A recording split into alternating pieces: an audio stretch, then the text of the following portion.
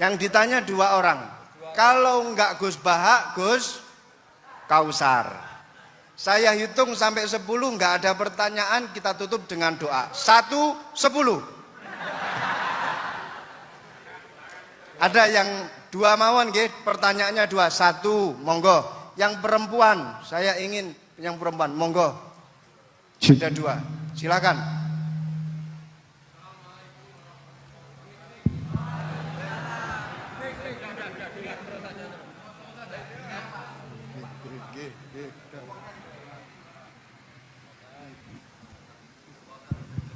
Bismillahirrahmanirrahim. Assalamualaikum warahmatullahi wabarakatuh.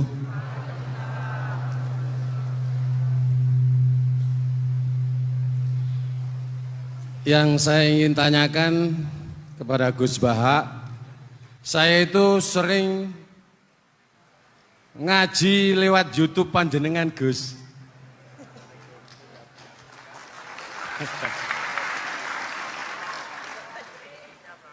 Insya Allah ilmu saya tambah walaupun tidak banyak.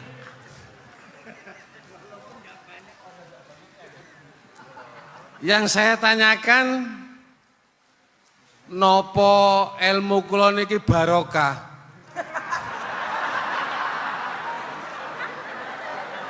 Yang pertama, karena saya ngaji lewat YouTube panjenengan, saya tidak izin. Untuk itu hari ini saya izin panjenengan. Mudah-mudahan ilmu ingkang saya dapat dari panjenengan niku saged barokah. Niku Gus. Terima kasih. Wassalamualaikum warahmatullahi wabarakatuh. Waalaikumsalam warahmatullahi wabarakatuh. Langsung mohon Gus nggih, yang satunya dulu. Siapa aja? Oh gitu. Monggo Gus. Itu tetap barokah dan kebaikan itu mah nggak perlu minta izin. Kalau kebaikan minta izin jadi repot. Jadi kalau dalam kitab fikih disebut iktifaan bil izni syar'i, karena syara akan selalu memberi izin sama kebaikan. Itu udah hanya masalah YouTube sampean. Tadi melihat wajah Gus Ali ibadah, pamit dulu. Nanti kalau ada orang alim lewat mau lihat juga pamit dulu. Lama-lama mau baca sholawat, ya Rasulullah pamit dulu mau baca sholawat. Jadi semua kebaikan itu cukup iktifaan bil izni syar'i. Ya jelas ini ya. Oke, terima kasih. Jangan lupa pulsane tuku dhewe lek ndelok YouTube. Wifi-nya juga jangan nyolong. Harus passwordnya izin kepada yang punya wifi. Baru nanti 100% barokah. Mbak yang belakang bisa berdiri. Yang mau tanya tadi. Ya, silakan. Bismillahirrahmanirrahim. Assalamualaikum warahmatullahi wabarakatuh.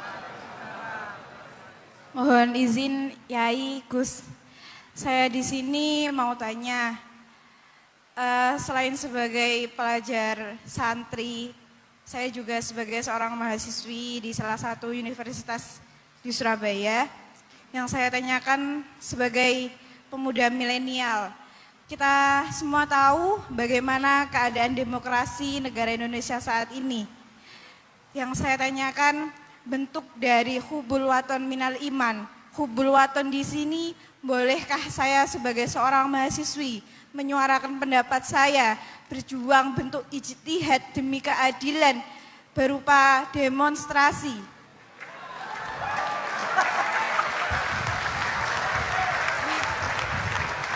Ngapunten. Yang saya tanyakan di sini, bagaimana menurut Gus, apakah saya melakukan demonstrasi ini sudah baik atau sangat baik atau mungkin perlu dikaji kembali? Terima kasih. Wassalamualaikum warahmatullahi wabarakatuh. Hubungan antara demonstrasi dan hubbul wadon minal iman. Hah? Oh ya, hubbul wadon minal iman. Monggo Gus.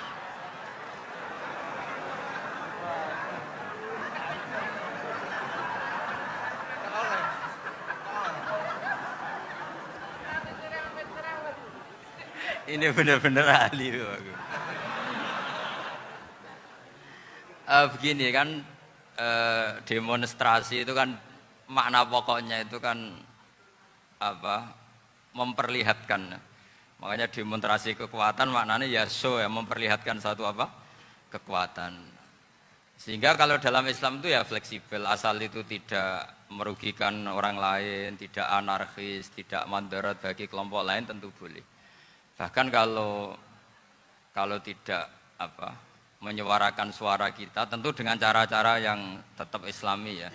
Itu malah kita disalahkan karena berarti tidak ikut bertanggung jawab terhadap proses bernegara. Tapi tentu disuarakan secara konstitusional dan secara baik. Kemarin pas demo di Jogja yang rame itu masalah rancangan KUH itu rektor UI juga ketemu saya pamit Gus mau demo ya. Ya tapi yang baik dan sopan kan. Karena begini ya. Di Quran itu ada ayat walau la dafuwahin nasa ba'dahum bi ba'dil la fasadatil ard. Jadi kekuatan manapun itu harus dikontrol. Tentu kontrol itu macam-macam. Tapi tentu saya ulang lagi, jangan anarkis, jangan melakukan sesuatu yang kontraproduktif. Jadi menurut saya pernah ditanya, Gus kalau pemerintah itu didukung 90% rakyatnya bagus enggak? Ya bagus, berarti presidennya hebat, didukung mayoritas rakyat. Kalau hanya 55 ya bagus, presidennya biar tahu, biar hati-hati karena dipilih separuh lebih sedikit. Lah kok bagus semua? Ya memang harapan kita sama Allah semuanya baik semua, kata saya gitu. Jadi susahnya apa sih kita melihat sesuatu itu asal agama ini kan gampang, asal tidak maksiat itu baik. Asal gak maksiat itu baik. Ma khuyira Rasulullah bina amroini lakhtaro aisarahuma malam yakun isman. Jadi demo itu bukan, nah kalau demo yang diharamkan sebagian fatwanya ulama tentu yang maknanya yang anarkis. Kalau yang dihalalkan tentu maknanya yang tertib. Itu biasa dalam hukum fikih. Rasulullah ngendikan A, mahmalnya seperti ini. Rasulullah ngendikan B, mahmalnya seperti ini. Karena kadang ngendikannya Nabi cara zahir itu berlawanan. Misalnya Nabi ditanya, amal paling baik apa ya Rasulullah? Nyaur utang gitu. Karena biasa yang ngemplang mungkin yang tanya itu tukang. Tapi kadang Nabi jawab birrul walidain. Kadang jawab as-sholat li awwali waktiha. Karena penanyanya ini beda. Aku nggak tahu sholat. Gimana? Cinta aku nggak tahu sholat. Ya, cinta aku nggak tahu sholat kata beliau. Kan gitu. Jadi ini penting saya utarakan karena zaman Nabi itu ya biasa Nabi misalnya ngendikan sesuatu itu. Terus ada juga sahabat yang memperlihatkan pendapatnya. Tapi tidak niat bantah. Masyhur itu dalam tarikh. Saya beri contoh yang masyhur itu. Nabi pernah sholat duhur itu 2 rakaat. Sebagian riwayat mengatakan asar, tapi yang lebih kuat itu duhur. Setelah 2 rakaat Nabi sholat, itu akabirus sahabat papan atas itu tidak ada yang ngentikan karena mereka sopan semua, tahu etika. Setelah Nabi pulang sudah dekat pintu, ada sahabat yang berdiri. Ya Rasulullah, aku siroti sholatu amnasita. Ini sholat model kosor, apa engkau lupa? Tapi sahabat yang nggak tanya, ini niatnya malah lebih agak-agak buruk. Baguslah kalau sholat terbaru 2, berarti besok ya 2. Karena pakai teori nasah mansuh, berarti hukum itu pakai yang terbaru. Jadi gayanya tidak tanya, tapi lebih sama mungkin yang setuju undang-undang tadi ya tentang rumah tangga. Kalau istri nggak mau dikumpuli tetap dipaksa, nanti suaminya bisa dilaporkan ke pengadilan gitu. Saya pasti mikir saya bukan masalah pengadilannya, pasti istrinya cantik. Kalau jelek kan nggak mungkin dipaksa.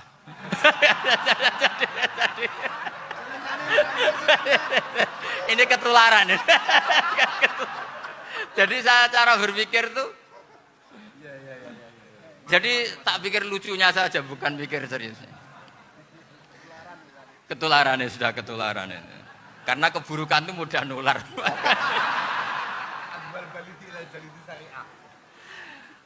Akhirnya Nabi kembali lagi, enggak, kullu dzalika lam yakun, semua itu enggak terjadi. Tapi Nabi sebagai orang yang sangat, ya sebenarnya nggak boleh dibahasakan sangat demokratis, sangat bijak. Nabi kembali lagi ke mimbar terus tanya, ahakun makolahu dzulyaten, apa betul yang dikatakan dzulyaten tadi? Kata sahabat semua, betul ya Rasulullah, tadi engkau sholat hanya 2 rakaat. Nabi kemudian takbir lagi, meneruskan 2 rakaat terus salam. Artinya kalau demonstrasi itu dengan makna mengutarakan pendapat dengan cara yang dijamin konstitusi, ya itu kan normal-normal saja, nggak ada masalah. Saya pernah dereno bapak, itu ada pertanyaan yang benar-benar mengusik saya. Ada orang miskin datang ke bapak, Pak Yai, jadi wong melarat itu ora enak. Sajane ya wis suwe dadi melarat ora enak. Itu pas Ramadan. Kenapa kata bapak? Bapak saya itu teman akrabnya Gus Ali, senengane ya guyon, mau meninggal aja masih guyon. Bapak itu guyon terus. Kenapa aja? Sudah puasa nggak makan, buruh orang macul itu kan berat. Mau istirahat nggak boleh karena buruh orang. Enak dadi wong sugih puasa diam di rumah gini-gini terus. Terus kata bapak saya gini, enak wong melarat. Jadi yang sugih nak poso berat. Kok sakit ya? Besok mangan pecel, awan rawon, engkok sore sidik sate. Jadi yang harus ditinggalkan itu banyak. Nak sampean kan biasa meninggalkan itu semua. Semenjak itu dia, oh iya, nak ngono podo-podo abot. Jadi hasutnya pada orang kaya terus nggak ada. Nah ini pentingnya ilmu, jadi pentingnya pendamping tadi itu. Setelah diberi jelasan, oh maturuni ternyata podo-podo abot gitu. Dia nggak tahu susahnya jadi orang kaya. Ya sama seperti tadi. Yai saya puasa, kerja gini-gini, bojo sitok elek. Terus jadi yang bojone 4 cantik semua, abot aku. Karena harus ninggalkan 4 yang cantik tadi, yang bisa menghidupkan tadi itu. Itu kan juga demonstrasi, artinya mengutarakan apa yang.